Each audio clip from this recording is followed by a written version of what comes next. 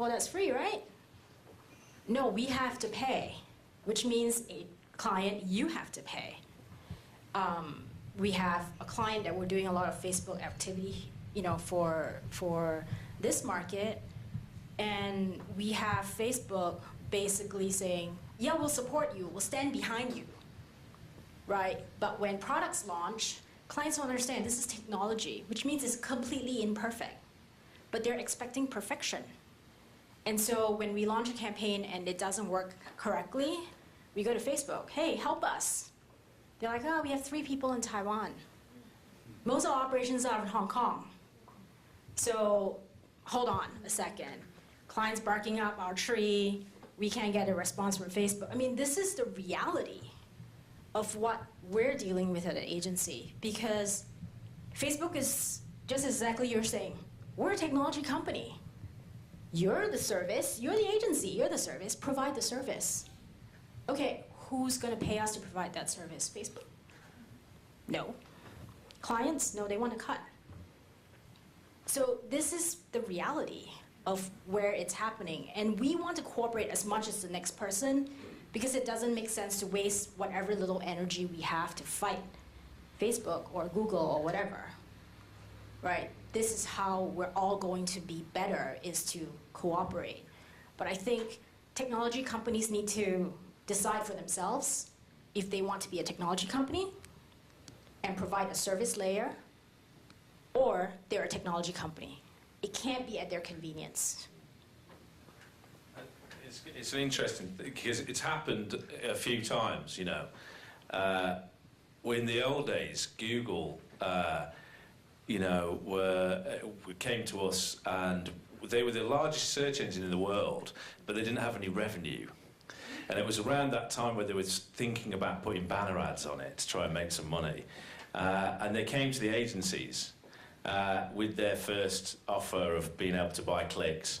And so the agencies built their business for them. We went out, we sold it to clients, and we justified why they should do it, and we created infrastructure and resource around it, and we built the Google business. Obviously it had a long tail aspect to its business as well, but we built the Google business. And then they removed the fee.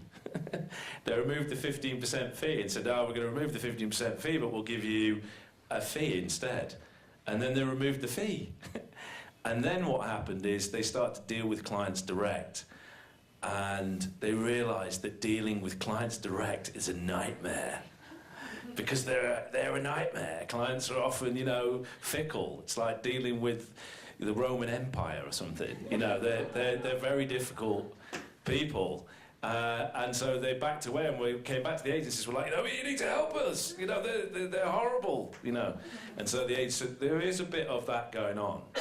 But obviously, what they've brought, these businesses, can't be too harsh on Ming. It's not your fault. They brought, obviously, lots of amazing new technologies and incredible businesses and fantastic people. So the agencies are just working out what they're going to be in the future. And obviously, like with Grace, she's very passionate about her business, and rightfully so. But we're going through a period where we're trying to understand, what does an agency do? Because, Joe, you raised a really interesting point, which is disintermediation, which we heard, and it's happened in every sector. Travel, finance, all of those industries have been disintermediated. It's a big word which says the middleman has gone away. Well, that's already happened to agencies. That's not something that's about to happen. The core business was a middleman. That's what we used to do. We used to, get up every day. It was an honest day's pay for an honest day's work. You used to go and book some media and buy it cheaper, and that's what you used to do. But you don't do that anymore, really. You do other stuff, which is kind of exciting and really sophisticated, and there's a lot of interesting stuff going on there. And they're building lots of really interesting businesses, but they're much more sophisticated businesses than they were before, and they've already been disintermediated because they don't work like that anymore. I guess the difference there is that in other industries that have been disintermediated in the past, manufacturing, for example, they actually have a handle on supply chain management. The media industry is the most woeful when it comes to supply chain management, because agencies think it's us and our clients, and everything else is potentially a threat to it. They don't necessarily recognise the value that all of the other specialists that kind of orbit around them can add to that mix. And being the controlling and strategic principle behind that is probably where the money is. it's not in buying. It's certainly not in the margin that you get back from the media that you can see in the Google example is so easy to take away and is such a massive threat to their entire revenue model. So I guess on that point, it's how do you get the benefit of all these different things that media agencies could potentially morph into, data-driven agencies, content-driven agencies, technology-driven agencies, without taking on the overhead of all of that stuff and basically look like, you know, a one-size-fits-all versus a model where you say, what we own is the relationship with the client and the strategic ability to connect them to audiences by using all the best stuff that we can kind of find, whether it's local, global, or whatever else. I think agencies already do that, and they do quite a good job of it. Because you've got to remember, there's a lot of stuff. Yeah. Like, their job is to connect the clients with the stuff, and there's not a lot of stuff. If you look in just in the ad tech businesses, the Lumascape that Joe was chatting about, I don't know if you've ever seen it, but it's just a summary by technology of the businesses that work within the different spaces, and they try and put it all on one chart. I don't know why, it's like a bet. They like to do it for a bet or something. They try and get all of them onto one chart, and there's some of them have got over 1,000 businesses on there. Agencies have got to sort out that stuff and say to clients, not only are we going to tell you what we're going to do for media, you know, for media companies, press, TV, radio, thousands of digital properties that now exist, we're now going to have to advise you on the technology and all that stuff as well. So considering all that, I think they do a pretty good job, but yeah, they have to evolve to be better at it and understand. You know, they don't do the same thing they used to. They do lots of different things, and what they need to do now is create a vision, a clarity of vision over the top of all those things, so that people understand what they do, which is tricky, you know. But I mean, Grace. I think some of the, you know, I think a lot of the onus actually sits on the agencies because they try to make everything look beautiful. It's a Renoir every single time. Right? They don't really peel back the onion to clients to understand how complex some of these things could be. So they basically try to make everything pretty, beautiful, and then when there is a problem, then it's up to them to fend for themselves. They can't reach out to their partners to say, we need you to come to us with the clients because we don't control your product. Come to us, we'll figure out a storyline, and go to the client so that we can explain clearly to them what's going on. Because this is a new economy. This is a new disruption. We're dealing with things that we have never dealt with before. So we shouldn't pretend that we have all the answers. And I think we're stronger when we have partners that we can go together with to explain what the issues are. And I think ultimately that makes the clients stronger and their products better. Okay. Ming, can I just ask you, when you were in your previous life at Unilever, and you were sitting in an audience listening to practitioners like this talking like this, were you hoping that your agencies would just deal with this stuff for you? Or did you actively get involved in the dialogue of what your agency should be doing? Because what I've heard when I've spoken to other people who Unilever, P&G and places like that, is that, you know, that's the agency's job to sort it out. That's the most common response I get.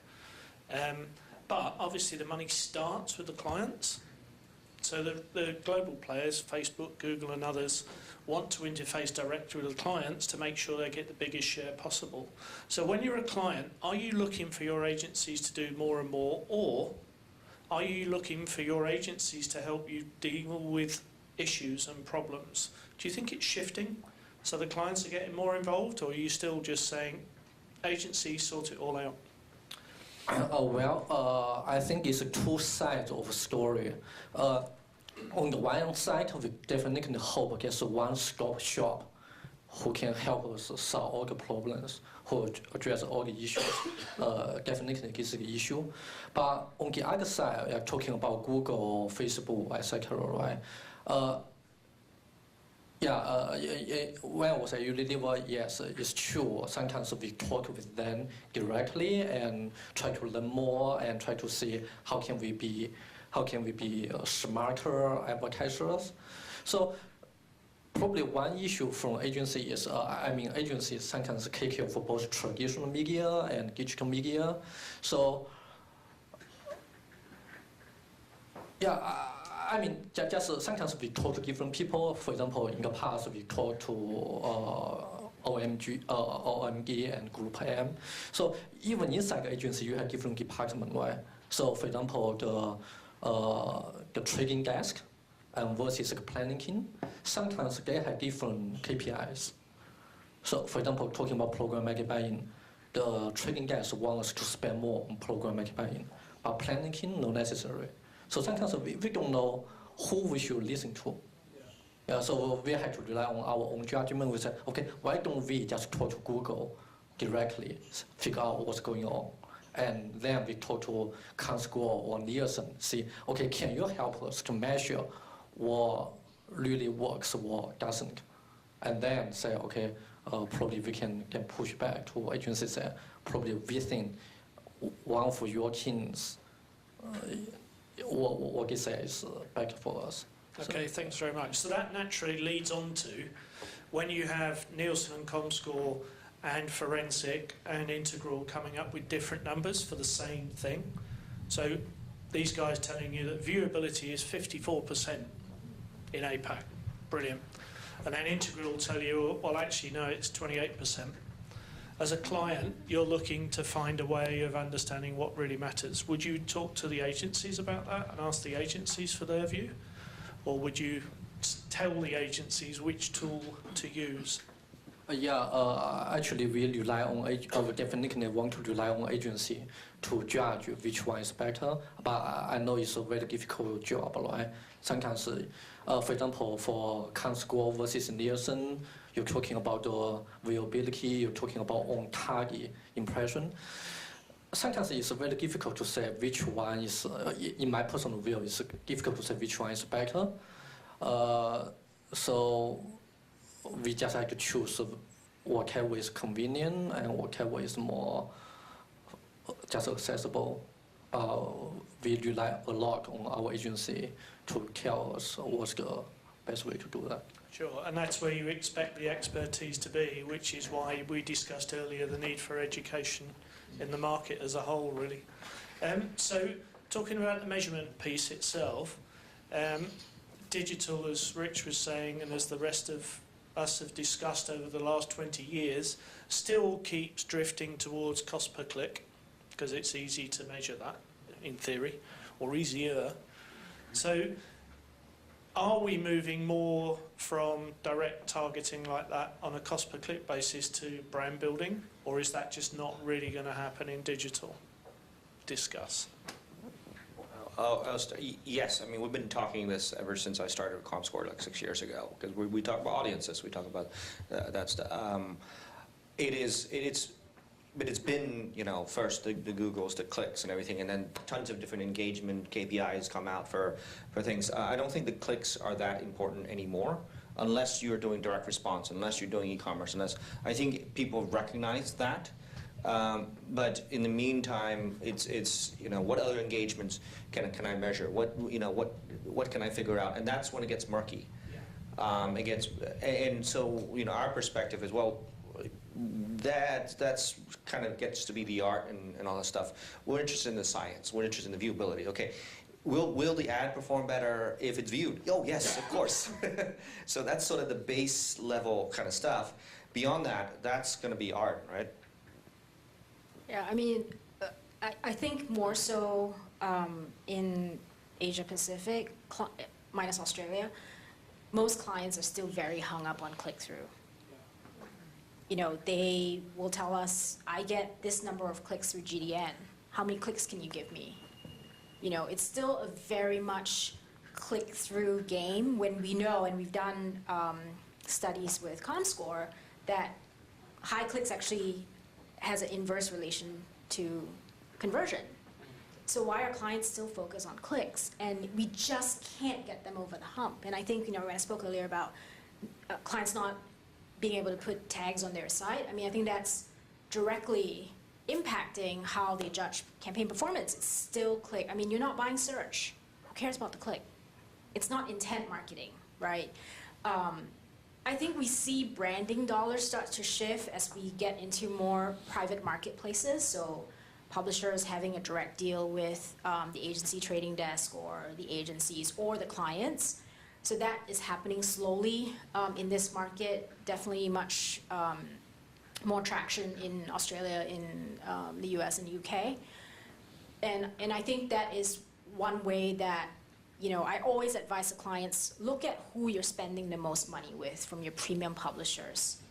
Because programmatic is not just about bidding, right? It's also about automation. It is about efficiency so that we don't have to fax or email IOs back and forth anymore. We all know kind of what to expect because it's all automated. So I think, you know, when we have scale with private marketplaces, then the tide will start to shift with branding, more branding dollars coming on board, and less focus on acquisition. And I think the internet being such an accountable medium, because you can count clicks and you know when the opportunity to view is not there. If I'm sitting in front of a television and I walk away, it's the same thing, really. It's not viewable, is it? Right? But nobody can count that. So instead, we turn our head to the internet and go, well, can you count that? So I think, you know, that's coming. And what about print, viewability in print? Does anybody care about that? Or do we just go, well, we know how we measure print, so that's the end of that discussion? I don't think anyone ever asks about that at all. I mean, the problem with us is, you know, from digital, is that nobody really dives deep into TV either. Right? No one really says, well, you know, 90% of my budget goes to TV, so, you know, really, how many people actually watch it? Oh, you mean the TV panel is only, you know, 1,000 households for, and I'm spending, you know, $1 billion on it. Really? I mean, how many people actually saw? You know, like, no one ever asks that anymore. They just pay the rate card. Sure, I think that's because it's custom and practice after years of haggling. That's why on the JICWeb slide, I said the primary aim of JICWebs is to bring some realism over this idealism into digital, because we spend so much time arguing why it's not perfect instead of promoting the good, I think. Sorry. I think that's one of the big problems is with digital, you can measure everything, you know, and I used to have junior planners that would work for me, and, you know, they would be staring at their desk for 3 days solid, and I'd have to pull them away eventually. And they just didn't know when to stop measuring things, you know, because there's just so much to measure. But it's amazing how the click-through has survived all that. You know, even then, you know, we've got a statistic. I think we got it from somewhere. I don't know how true it is. It's probably not true. You can't even work it out probably. But it said that you're more likely to survive a plane crash than you are to click on a banner ad. And I don't know, you might have seen that kind of doing the rounds. And it's not a surprise that the actual performance goes down when click-through rates go up, because it's not people who are clicking. Nobody clicks on advertising. And, you know, you say that to rooms. I've been